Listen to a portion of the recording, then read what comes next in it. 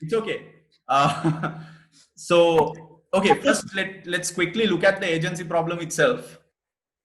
Uh, just so everybody's good, it's not a very complicated idea.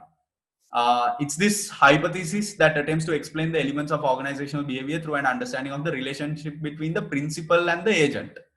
So, in a corporate setting, the principal is the shareholder and the agent are those executives working on behalf of shareholders, right? So senior management, directors, executive board, and just basically senior employees who are the decision makers. There can be a conflict between the actions undertaken by the agents in furtherance of their own self-interest and those required to promote the interests of the principal. So if you're a director, right, now I like to take this very simple example because I've seen it in real life, where a director is working in a company and that director has personal plans to leave the company in 3 months, but nobody else knows.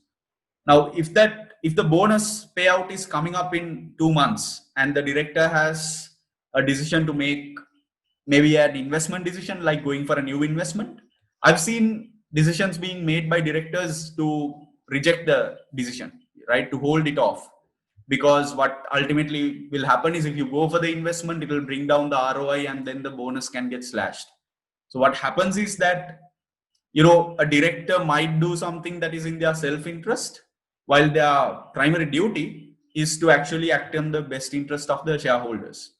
So this conflict of whether an agent will do things for their own self, or whether an agent, now I'll take a good example. Now this question has been coming up recently with the university of this UOL programs, right? A teacher should act in the best interest of the student or of oneself, right? This question, right? So that's sort of like this idea.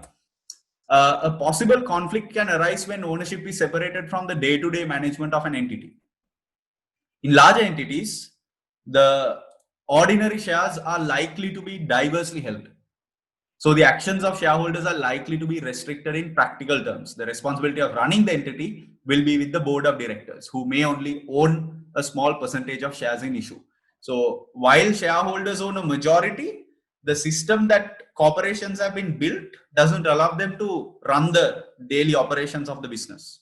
It could be that they own a majority of the company, but it's the managers, it's the directors, it's the senior management who own a smaller percentage, if at all, who make those daily decisions, which ultimately adapt to what the company is doing and where the company is going.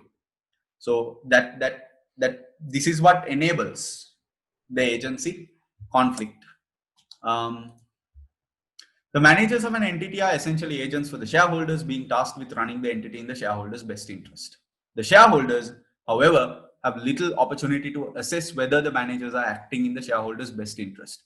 There is opportunity, but that opportunity is limited to quarterly earnings, annual report publications, those instances where information is an AGM, right? Those few instances are available, but other than that, there's little opportunity for them to assess whether the managers are working in their best interest. In fact, there was a really good example in one of the mocks that some of you might have attempted also, that very beautifully addresses this agency issue. All right, so this is all this conflict between that a manager will internally have, whether the manager will act in the best interest of themselves or the company. There's an excellent example by Venkatesh, like a producer and a director of a film, right? So we're a bit of movie buffs, so I relate to this idea very much, where the producer wants to go in one direction and the director wants to go in another direction. That can be a conflict. All right. So back to